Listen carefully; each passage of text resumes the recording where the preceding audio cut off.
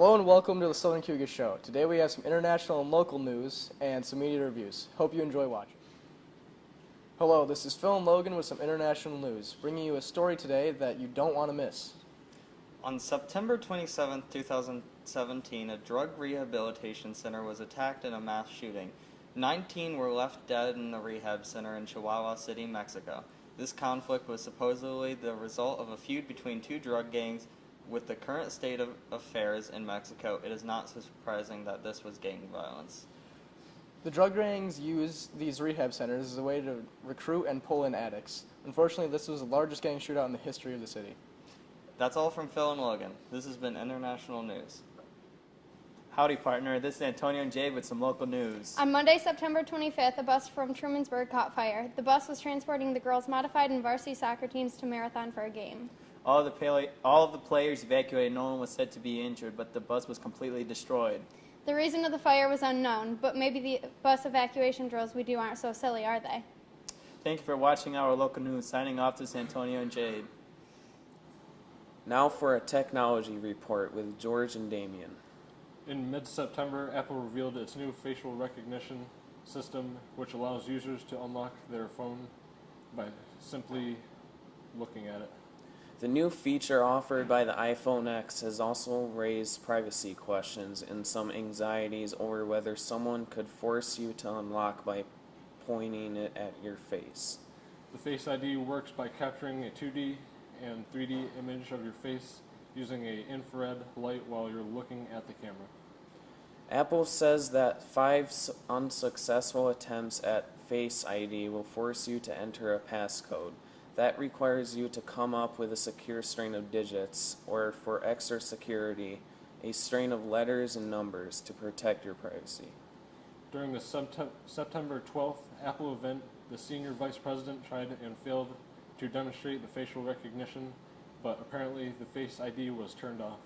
The Face ID won't be tested by ordinary users until November, but Apple says it should work just fine.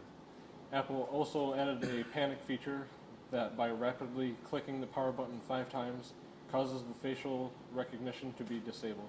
Apple says its algorithms learn to adapt to appearance changes over time, so it won't matter if you shave or grow a beard. The phone will still recognize you. The system keeps recent images and uses them to allow unlocking if they are close enough to the registered image. That's all. Thanks for listening.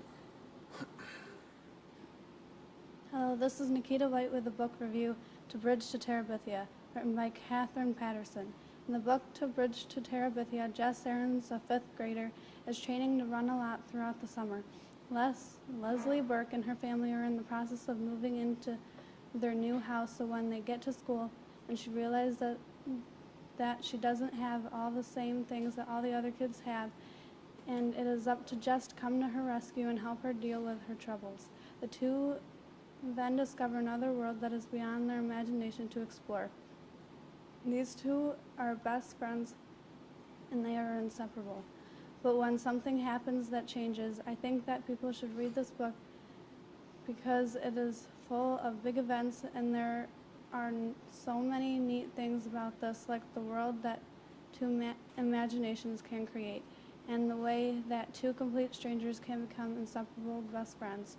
The Bridge to Terabithia is such a good book, and I think that if you read it, you would not be disappointed. And again, this is Nikita White with a book report about The Bridge to Terabithia. Hello, my name is Hunter. And I'm Jordan. And we are reviewing the game Destiny 2. Destiny 2 is a sequel to the initially disappointing Destiny. The Destiny franchise is a first-person shooter MMO.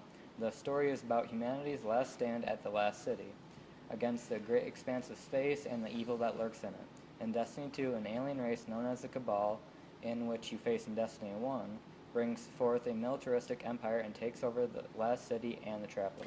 Destiny 2 has taken a huge step up since the original. Everything from storytelling to the gameplay mechanics has been overhauled and refined to create a more enjoyable experience in game.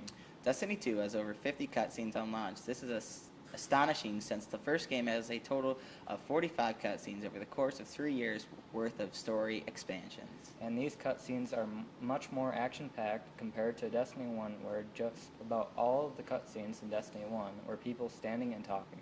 Overall reviews are pretty good, with an 85% on Metacritic, 9 out of 10 on Trusted Reviews, 8 out of 10 from GameSpot, and a 8.5 out of 10 from IGN. That's it from us. Thanks for listening. Hello, my name is Brittany, and I'm here with a segment called Get to Know Your Celebs, and today we're talking about Misha Collins. Dimitri Misha Collins, born Dimitri Tippins Krishnik, August 20th, 1974. He's best known for playing an angel named Castiel on the CW television series Supernatural that has been airing since 2008 to present. Collins was born in Boston, Massachusetts, raised by his parents Rebecca Tippins and Richard Krishnik. His surname Krishnik goes back 6 generations in Canada. His stage name Collins comes from his great-grandmother's maiden name. Before he started acting, he had interned for 4 months at the White House during the Clinton administration in the Office of President of Personnel. He went to Greenfield, Northfield, Mount Hermon, and the University of College where he studied social theory. On October 6, 2001, Misha married Victoria Van Tuck in Maine. They have 2 kids, a daughter named Mason Marie Collins, born September 25, 2012, and a son named West Anaximander Collins, born September 23, 2001. Collins is also a published poet, and he is the co-founder and board of a nonprofit organization called the Random Acts of Kindness. He also founded greatest international scavenger hunt the world's ever seen, also known as Gish Wishes.